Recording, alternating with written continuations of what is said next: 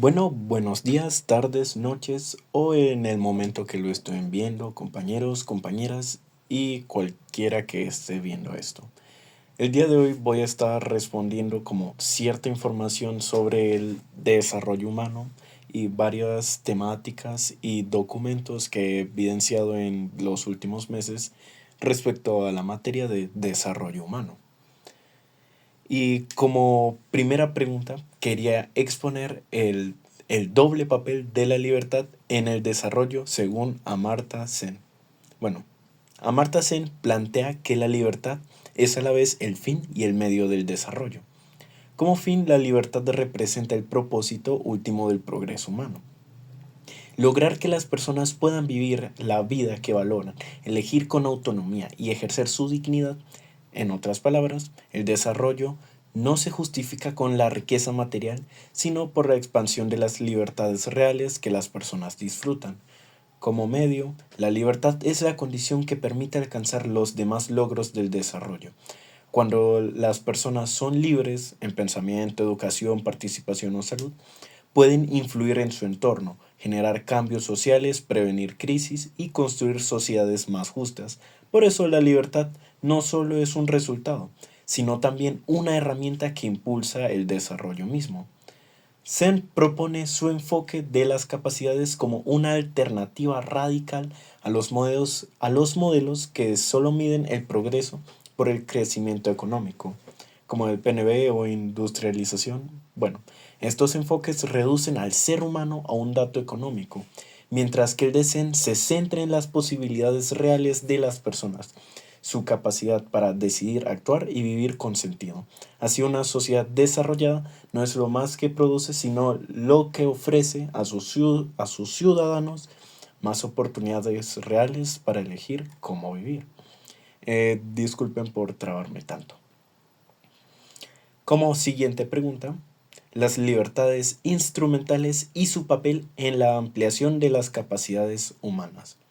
Bueno, Amartya Sen identifica 5 libertades instrumentales: libertades políticas, facilidades económicas, oportunidades sociales, garantías de transparencia y seguridad protectora. Estas libertades no actúan de manera aislada, sino que se refuerzan mutuamente, creando un entramado que amplía la capacidad general de las personas para vivir con autonomía y dignidad. Por ejemplo, las libertades políticas permiten exigir mejores políticas sociales. Las oportunidades sociales como la educación o salud fortalecen la participación ciudadana, las facilidades económicas, gran independencia material, la transparencia evita abusos de poder y la seguridad protectora garantiza estabilidad frente a crisis o vulnerabilidades. Cuando todas estas dimensiones funcionan juntas, generan un entorno en el que las personas pueden ejercer plenamente su libertad y expandir sus capacidades reales. En cuanto al diálogo público y la participación social, Sen destaca que las libertades políticas, como la libertad de expresión, la prensa libre y las elecciones abiertas, son esenciales para la formación de los valores colectivos y las políticas públicas. A través del debate democrático, las sociedades pueden identificar sus verdaderas prioridades, redefinir lo que consideran valioso y responsabilizar a los gobiernos por sus decisiones.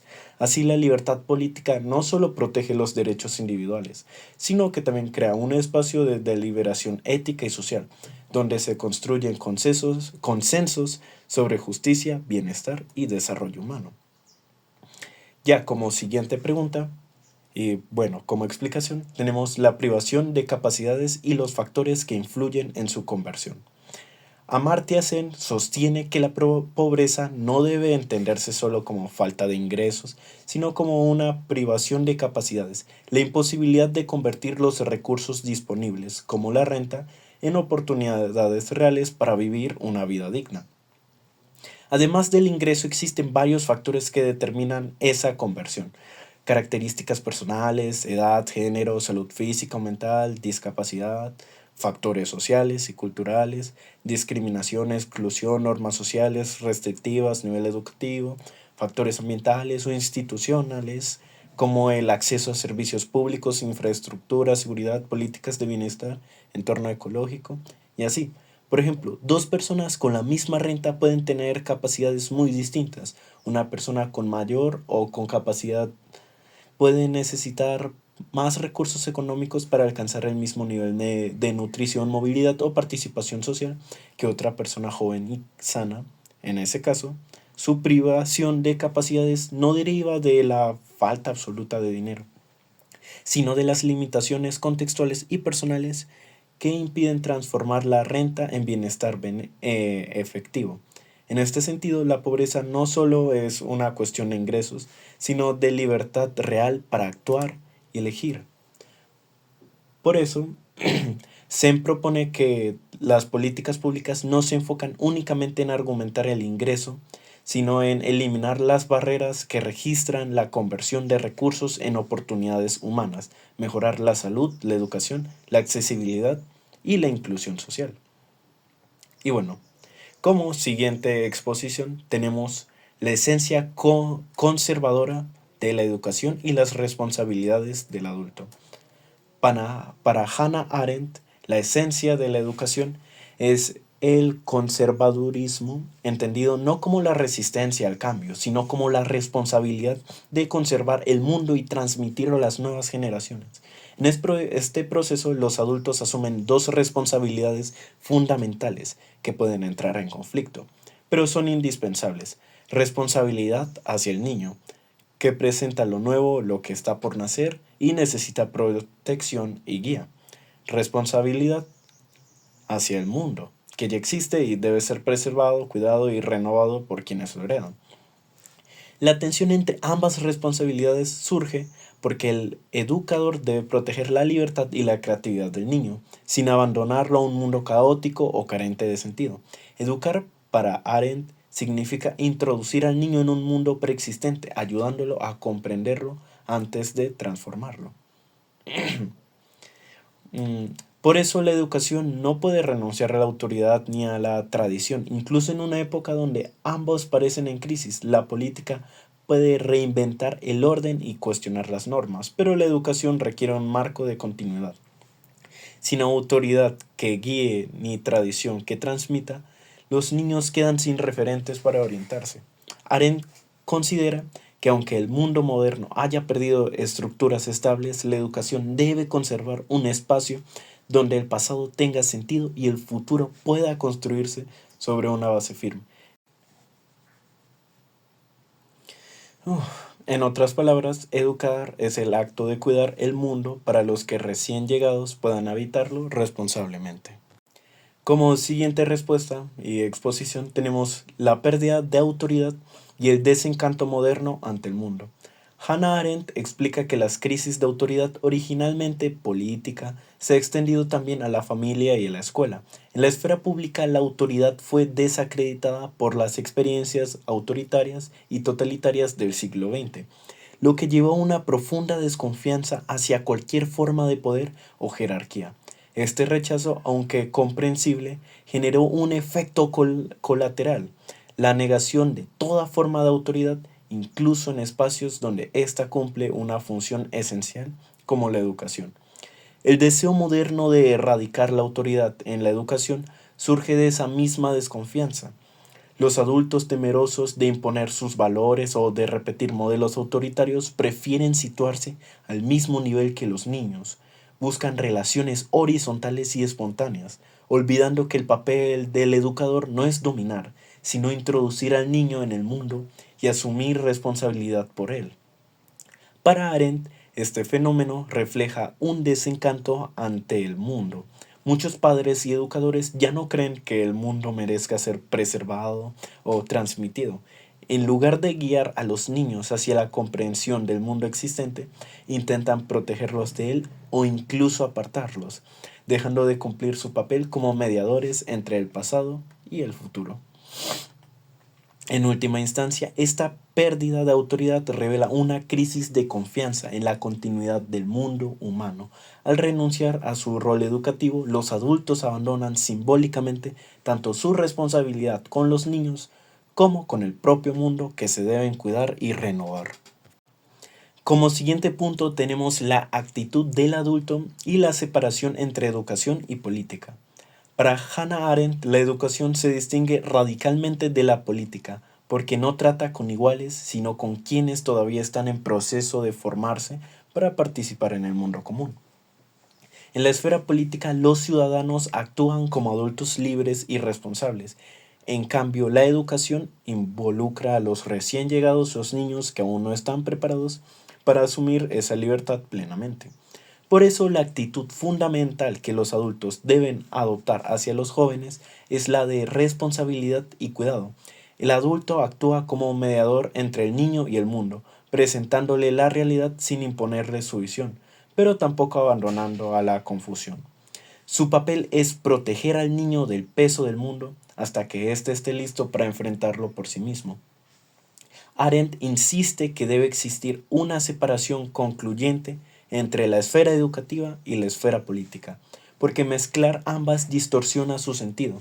Si la educación se politiza, el niño deja de aprender sobre el mundo para convertirse en instrumentos de ideologías. Y si la política se infantiliza, pierde su carácter deliberativo entre adultos responsables.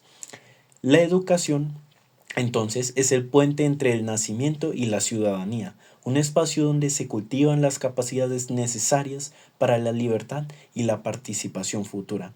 Separarla de la política no significa negar la formación cívica, sino reconocer el aprendizaje requiere un tiempo y un cuidado propio, donde la prioridad se forma a personas conscientes, críticas y libres, antes que actores políticos inmediatos. Bueno, ya como siguiente punto, tenemos la distinción entre la esfera pública y la privada en el pensamiento griego clásico. En el pensamiento griego clásico, la vida humana se dividía en dos ámbitos fundamentales: la oikia, o sea, la casa o esfera privada, y la polis, la esfera pública o política. Esta división reflejaba una diferencia esencial en las condiciones de existencia humana. La esfera privada, centrada en la familia, estaba dominada por la necesidad. Era el espacio donde se aseguraba la supervivencia física, la reproducción y el sustento. Allí no existía la libertad, porque las acciones estaban orientadas a satisfacer las exigencias biológicas y materiales de la vida. Además, era un ámbito de desigualdad y dominio, en el que el cabeza de familia ejercía poder sobre mujeres, hijos y esclavos, quienes eran considerados incapaces de participar en la vida pública. Por el contrario, la esfera pública, la polis, representaba el espacio de la libertad y la acción, donde los hombres libres se reunían como iguales para deliberar, decidir y actuar. En la polis no importaba las diferencias naturales o sociales, sino la capacidad de participar en un mundo común. Arendt resaltaba que la pluralidad, el hecho de que los hombres sean iguales en dignidad, pero distintos en pensamientos y palabras, era la condición misma de la vida pública. La libertad no consistía en liberarse de la necesidad, como en la casa, sino en participar entre iguales en la construcción del mundo compartido. En síntesis, para los griegos, la libertad solo era posible fuera del ámbito doméstico. Ser libre significaba ser visto, escuchado y actuar en comunidad, en contraste con la vida privada sometida a la necesidad y al silencio. Como siguiente punto tenemos la privacidad de la realidad y la permanencia en la vida exclusivamente privada. Para Hannah Arendt, la esfera pública se caracterizaba por dos dimensiones esenciales: el espacio de aparición, donde los hombres actúan y hablan ante los demás, y el mundo común, conformado por los objetos, instituciones y obras humanas que perduran en el tiempo y conectan a las personas entre sí. Cuando alguien vive exclusivamente en la esfera privada, queda privado de estos dos elementos fundamentales y, en primer lugar, pierde la realidad garantizada por la presencia de los otros. Aquello que se ve, se escucha y se comparte públicamente cobra existencia porque es reconocido por una pluralidad de espectadores. Sin la mirada de los demás, las acciones y palabras del individuo se disuelven, carecen de significado social y no dejan huella en el mundo. En segundo lugar, quien vive al margen de la vida pública carece de la posibilidad de trascender su existencia biológica. En la esfera privada todo gira en torno a la necesidad y a la supervivencia, comer, trabajar, reproducirse, pero nada de eso deja algo duradero, más allá de la propia vida. Solo en el ámbito público el ser humano puede construir algo que permanezca, participar en la creación de un mundo común que sobrevive a las generaciones. Por eso Arendt afirma que el hombre completamente privado está en cierto sentido incompleto como ser humano. Le falta la dimensión de la acción y la visibilidad, aquella que le da sentido, realidad y permanencia a la vida. Vivir únicamente en lo privado significa estar confinado a la necesidad, sin la oportunidad de mostrar quién se es realmente ante los demás. Y ya para exponer el último punto, tenemos el auge de lo social y la amenaza a la pluralidad y la acción. Hannah Arendt explica que con la llegada de la Edad Moderna se produjo una transformación radical. Las preocupaciones de oikia, o sea, la casa o lo privado, la administración de la vida, la producción y el consumo, se trasladaron a la esfera pública, dando origen a lo que ella llama la sociedad. Este fenómeno implicó que la gestión de las necesidades materiales, ante limitadas el ámbito doméstico, se convirtiera en asunto público, generando el surgimiento del Estado moderno y de una nueva forma de control social. Sin embargo, este ascenso de lo social tiene una consecuencia peligrosa: su tendencia a expandirse y devorar tanto lo político como lo privado. Arendt señala que la sociedad moderna busca uniformar a los individuos bajo un solo interés: la preservación y prosperidad de la especie humana, eliminando las diferencias y conflictos que antes eran parte natural de la vida pública. De este modo surge un conformismo masivo donde la pluralidad, la condición esencial para la acción y el discurso, se ve reemplazada por la homogeneidad. Las personas dejan de actuar como seres únicos y comienzan a comportarse como miembros intercambiables de una colectividad administrada.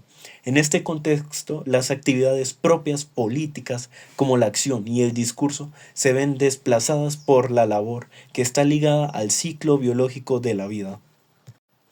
Trabajar para vivir y consumir para seguir produciendo, cuando este proceso vital domina la esfera pública. La política se reduce a economía y el espacio de la libertad es sustituido por el de la necesidad. El resultado es que la vida pública ya no se orienta a la construcción de un mundo común o a la expresión de la pluralidad humana, sino a la gestión del bienestar y la supervivencia colectiva. La acción pierde su sentido transformador y la palabra su poder de revelación, quedando subordinadas a las exigencias del consumo y la productividad. En resumen, el auge de lo social, al convertir la necesidad en el principio rector de lo público, erosiona la libertad política y borra las diferencias individuales, amenazando la esencia misma del humano y, según Arendt, la capacidad de actuar, hablar y aparecer ante otros como seres únicos. Bueno, te doy muchas gracias de haber llegado hasta acá. Sé que es un video un tanto largo.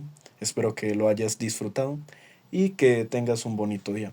Esto fue mi respuesta ante distintas preguntas, documentos, etc. que pondré en la descripción. Y nada, muchísimas gracias.